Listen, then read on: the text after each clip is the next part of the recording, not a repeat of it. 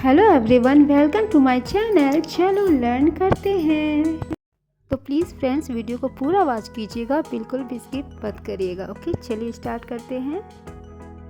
तो ये है फ्रेंड्स LKG मैथ्स का सिलेबस, जिसमें आपको नंबर्स पढ़ाए जाते हैं 1 से लेकर के 50 तक। ओके, मंथ वाइज अप्रैल से लेकर के चलता है। तो नंबर्स टोटल पूरे ईयर का बता रही हूँ, 1 से लेकर 50 तक नंबर्स है। साथ ही नंबर नेम से 1 से लेकर 20 तक, जैसे 1 से लेकर 20 तक बच्चों को लर्न कराया जाता है, जैसे ONE1 TW2। लेकिन 20 के बाद जैसे है 25, 26 या 30 तो बच्चों को रीडिंग करवाया जाता है, जिससे कि वो मैच वगैरह कर पाए।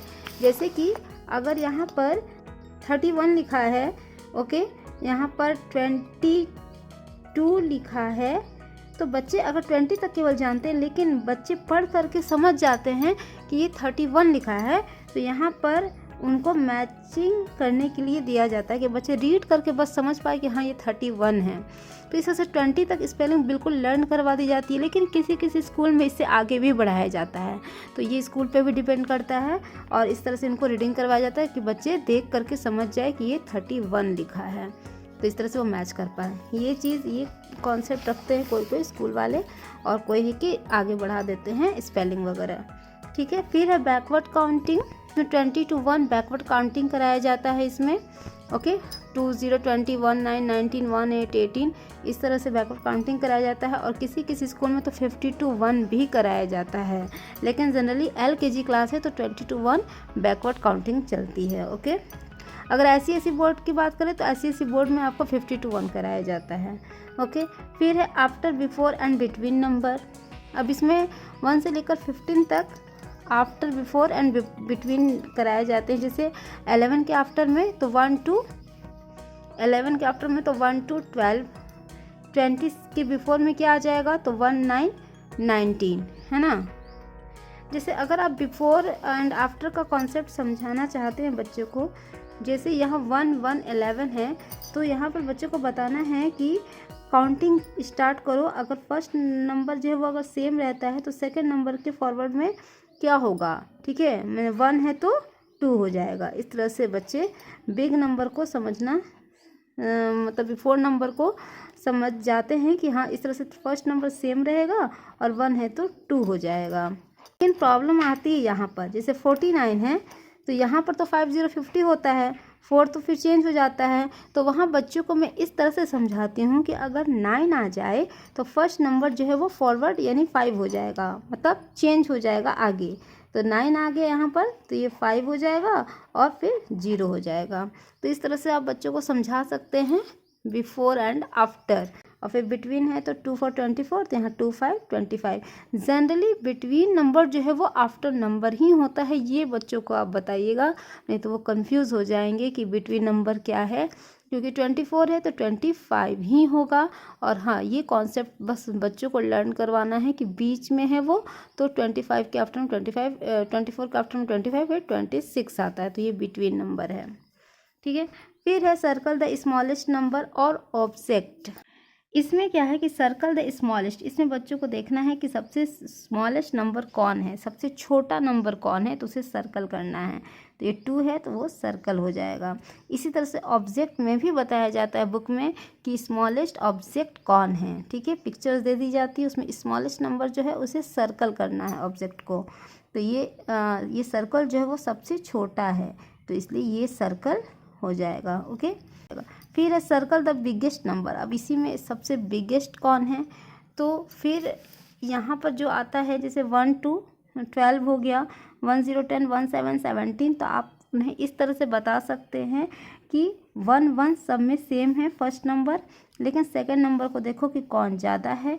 तो यहाँ पर 2 7 0 में सबसे ज़्यादा 7 है, इसलिए तो 1 7 17 इज़ द बिगेस्ट नंबर। इस तरह से बच्चों को समझाएंगे। ओके, और फिर इस तरह से ऑब्जेक्ट में भी बिगेस्ट नंबर कौन सा है, तो ये तो बच्चे देखने के साथ ही पकड़ लेंगे कि ये बिगेस्ट ऑब्जेक्ट है। इसमें इस ऑब्जेक्ट में मतलब आपको कुछ भी दिया जा सकता है, शेप्स भी दिए जा सकते हैं, कोई पिक्चर्स दी जा सकती है, बस बच्चों को आइडेंटिफाई करना है कि सबसे बिगेस्ट, सबसे बड़ा कौन है। फिर है काउंट एंड राइट। इसमें 1 से लेकर 50 तक काउंट एंड राइट दिया जाता है, जैसे बच्चे काउंट करेंगे और यहाँ पर नंबर लिखेंगे 1 2 3 4 5 6, तो यहाँ पर 6। नेक्स्ट है असेंडिंग ऑर्डर। असेंडिंग ऑर्डर जिसे कि स्मॉलेस्ट टू बिगेस्ट भी कहते हैं। असेंडिंग ऑर्डर में क्या होता है, सबसे स्मॉलेस्ट नंबर को पहले रखा जाता है, जो कि 1 से लेकर 50 तक के नंबर्स में कराया जाता है। ओके, जैसे यहाँ पर मैंने पहले ही बताया था स्मॉलेस्ट को कैसे बच्चे देखेंगे। फर्स्ट नंबर सेम है तो सेकंड नंबर को पूछना है कि सबसे कम कौन है। तो यहाँ पर 3 6 9 में सबसे स्मॉलेस्ट 3 है, यानी कि 1 3 13 पहले आएगा, उसके बाद 1 6 16 ही आ जाएगा, जैसा का तैसा यहाँ पर ज्यों का त्यों फिर हम लोग ये उतर जाएगा। ठीक है, तो 13 16 19 ये है असेंडिंग ऑर्डर, यानी कि स्मॉलेस्ट टू बिगेस्ट। इसी तरह आपको ऑब्जेक्ट में भी आता है कि स्मॉलेस्ट टू बिगेस्ट कौन है। तो यहाँ पर ये सबसे स्मॉलेस्ट, ओके, फिर ये स्मॉल ये हो जाएगा बिगर, फिर इससे ये बिगेस्ट हो जाएगा। या फिर नंबर्स भी बैठा सकते हो सकता है क्वेश्चन में दिया रहे कि नंबर्स स्मॉलेस्ट टू बिगेस्ट उसे अरेंज करें। तो यहाँ पर 1 2 और यहाँ पर 3, इस तरह से। फिर है डिसेंडिंग ऑर्डर। डिसेंडिंग ऑर्डर यानी कि बिगेस्ट टू स्मॉलेस्ट, यानी सबसे बिगेस्ट नंबर पहले लिखाएगा, उसके बाद बिग, फिर बिग, मतलब सबसे स्मॉलेस्ट लास्ट में। जैसे कि यहाँ 2 2 2 सब में सेम है, तो लास्ट में सेकंड नंबर को देखेंगे कौन सा बड़ा है, तो 5 सबसे बड़ा है, यानी कि 25 जो है वो बिगेस्ट नंबर हो गया। तो 25, फिर 23, फिर 20, ये हो गया biggest number, smallest to biggest number, यानी डिसेंडिंग ऑर्डर। ये शेप्स है, ठीक है, ये ऑब्जेक्ट है, तो इसमें ऑब्जेक्ट में बिगेस्ट टू स्मॉलेस्ट करना है बच्चों को, यानी स्टार पहले होगा, तो बच्चे क्या फिल करेंगे, स्टार, उसके बाद फिर ट्राइंगल, फिर ये रेक्टेंगल, उसके बाद सर्कल। जैसा क्वेश्चन में दिया रहेगा वैसा करना है। फिर है शेप्स। शेप्स में बच्चों को आइडेंटिफाई करवाया जाता है कि ये सर्कल है, ट्राइंगल है, स्क्वायर है, रेक्टेंगल है। साथ ही साथ इसमें ये भी बताया जाता है कि सर्कल राउंड होता है और इसमें कोई साइड्स नहीं होते हैं। ट्राइंगल में 3 साइड्स होते हैं, 1 2 3। स्क्वायर में 4 साइड्स होते हैं और 4 साइड्स इक्वल होते हैं, और जबकि रेक्टेंगल में भी 4 साइड्स होते हैं, लेकिन इसमें केवल अपोजिट साइड्स इक्वल होते हैं। ये इक्वल और ये इक्वल, तो ये चीज़ उन्हें बताया जाता है। ठीक है, और उसी से रिलेटेड आपको एक्टिविटी कराई जाती है, बुक्स में दिए रहते हैं। ओके, जैसे ये कलर दिया हुआ है और उन्हें दे दिया जाता है कि मतलब क्वेश्चंस को देख करके आप शेप्स को उसमें कलर करें। ठीक है, अगर जैसे ट्राइंगल दे दिया गया, स्क्वायर दे दिया गया, रेक्टेंगल दे दिया गया, और ट्राइंगल में ब्लू है तो केवल ट्राइंगल में ब्लू कलर फिल करेंगे, स्क्वायर में ग्रीन है तो स्क्वायर में ग्रीन कलर फिल करेंगे, इस तरह से दिया जाता है। फिर है कंप्लीट द पैटर्न्स। इसमें पैटर्न्स दिए जाते हैं, उसमें पैटर्न्स को कंप्लीट करना होता है। जैसे यहाँ पर ब्लू है, ब्राउन है, ब्लू ब्राउन ब्लू, तो यहाँ पर क्या होगा, ब्राउन, तो उसे सर्कल करो। ठीक है, तो यहाँ पर क्वेश्चन में दिया आएगा क्या आएगा, उसे सर्कल करो, तो ब्राउन आएगा या ब्लू आएगा, तो ब्राउन आएगा, तो यहाँ पर ऐसे सर्कल कर देना है। और बच्चे यहाँ पर ब्राउन इस तरह से कलर भी कर सकते हैं। ठीक है, फिर है इसी तरह से ड्रॉ द मिसिंग शेप्स। ये पैटर्न्स का ही एक पार्ट है। इसमें क्या है, ट्राइंगल है, सर्कल है, फिर स्क्वायर है, फिर ट्राइंगल है, तो यहाँ क्या हो जाएगा, तो ट्राइंगल में बच्चे देखेंगे कि बाद में क्या आ रहा है, तो सर्कल आ रहा है, तो यहाँ पर सर्कल, फिर स्क्वायर है, फिर क्या आ रहा है, तो फिर ट्राइंगल, तो फिर यहाँ पर ट्राइंगल हो जाएगा। ओके, मंडे, ट्यूसडे, वेडनेसडे ये बताया जाता है। फिर कॉन्सेप्ट यस्टरडे, टुडे, टुमारो का भी बताया जाता है कि बीते हुए कल को यस्टरडे कहते हैं।